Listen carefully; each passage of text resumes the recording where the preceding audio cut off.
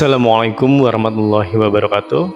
Sobat Radit Muslim Story yang dimuliakan Allah, semoga kita selalu dalam keadaan sehat walafiat. Amin ya rabbal alamin. Masih banyak tempat di dunia ini yang belum sama sekali terjamah oleh manusia.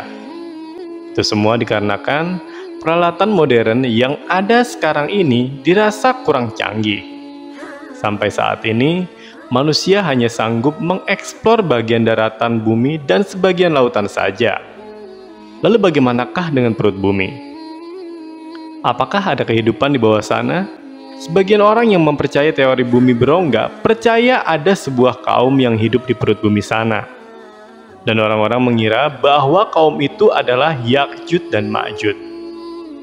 Ya'juj dan Ma'juj adalah sebuah bangsa yang sangat kejam, dan tak ada seorang pun di dunia ini yang bisa mengalahkannya. Dan mereka hanya bisa dikalahkan oleh umat Islam di akhir zaman dengan senjata terhebat yang dimiliki oleh umat Islam, yaitu adalah doa. Allah Subhanahu wa Ta'ala telah memperingatkan kita tentang bahayanya makhluk ini, hingga apabila dibukakan tembok Ya'juj dan Ma'juj dan mereka turun dengan cepat dari seluruh tempat yang tinggi, dan telah dekatlah kedatangan janji yang benar, maka tiba-tiba terbelalaklah mata orang-orang kafir.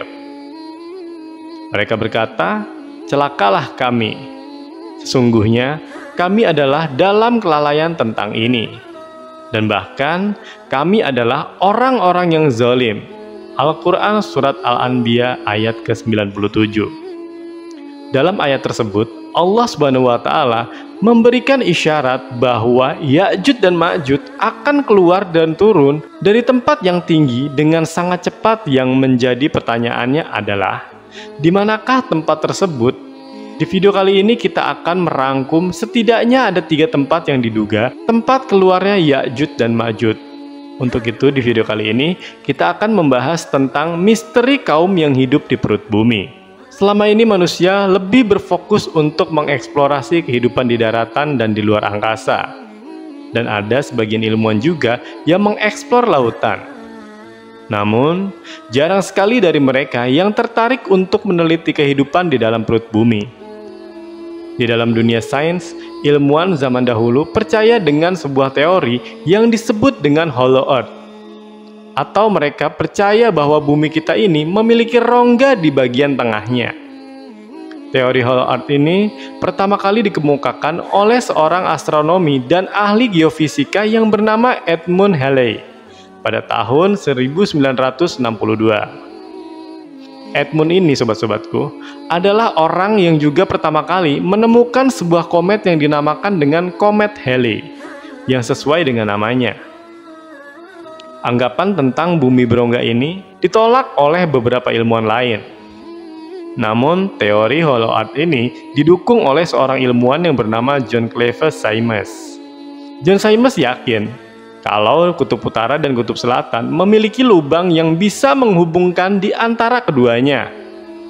Dan juga kita lihat di dalam surat At-Toha ayat ke-6 sampai ke-7, Allah Subhanahu wa Ta'ala berfirman, "Kepunyaannya lah semua yang ada di langit dan semua yang ada di bumi, semua yang ada di antara keduanya dan semua yang ada di bawah tanah.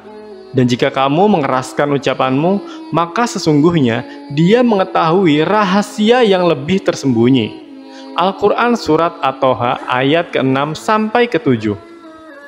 Ayat ini ditafsirkan menyinggung tentang kehidupan bawah tanah, hingga memunculkan teori yang tidak dikenal manusia, seperti bangsa Agartha.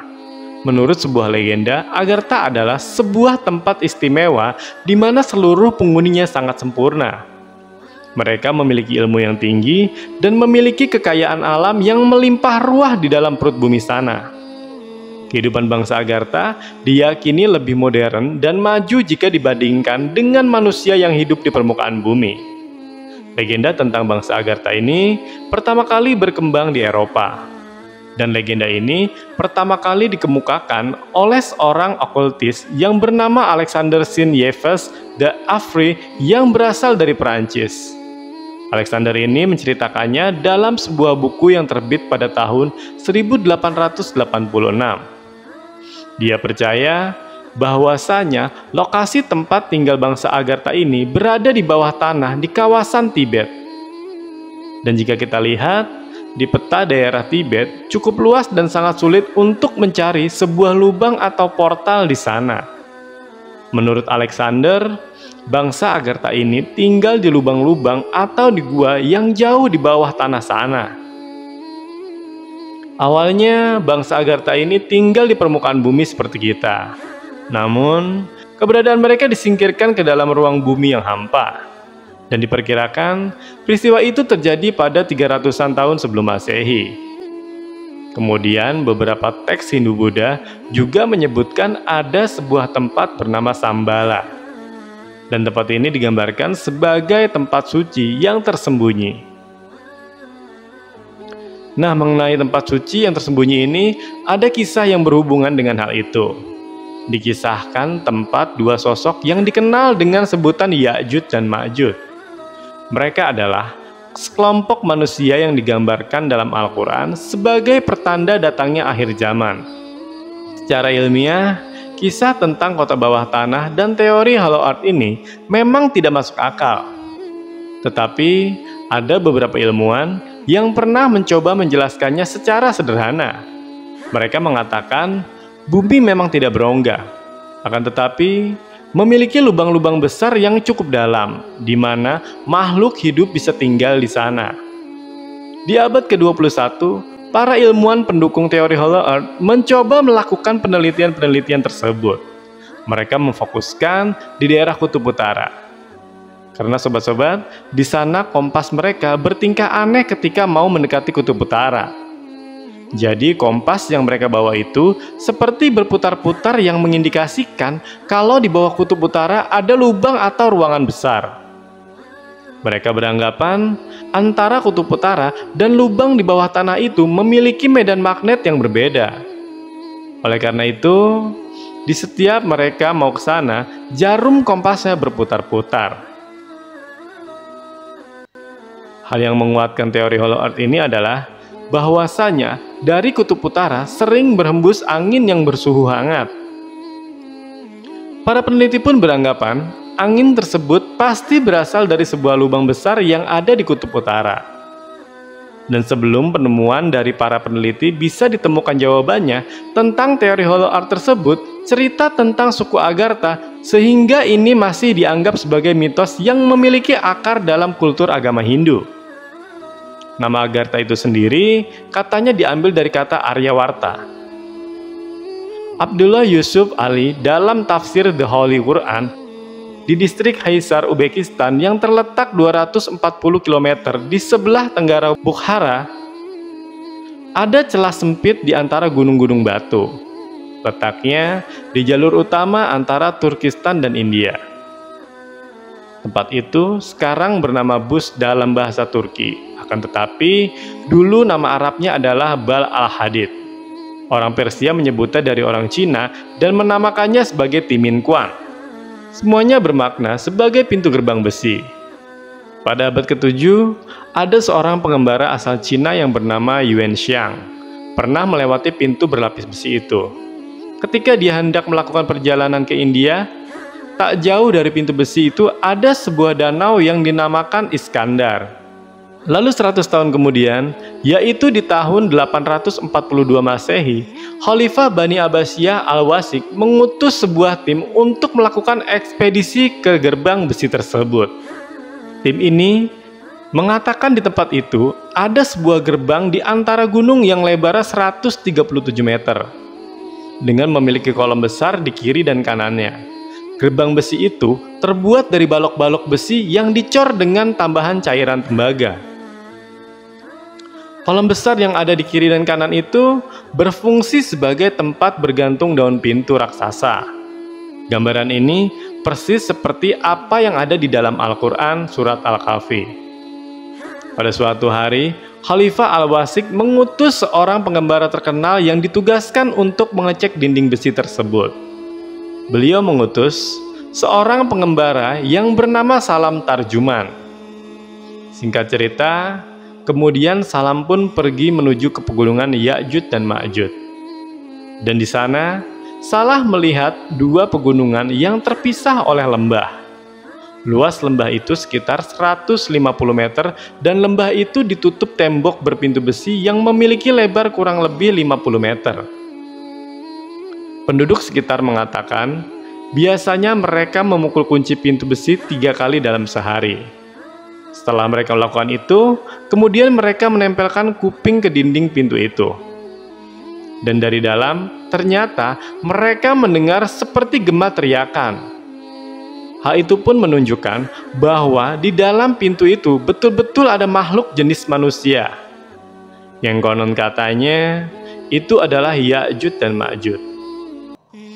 Kemudian pada Perang Dunia Kedua, konon kabarnya pemimpin Inggris yang bernama Winston Churchill pernah berjumpa dengan pintu gerbang besi tersebut. Kalau menurut Ibnu Battuta dalam kitab Rahmat Ibnu Battuta, pegunungan Ya'juj dan Ma'juj berada di sekitaran perjalanan 6 hari dari Cina. Pendapat dari Ibnu Battuta ini sejalan dengan apa yang dikisahkan oleh Khalifah Al-Wasik. Karena di sebelah barat laut Cina adalah daerah Rusia.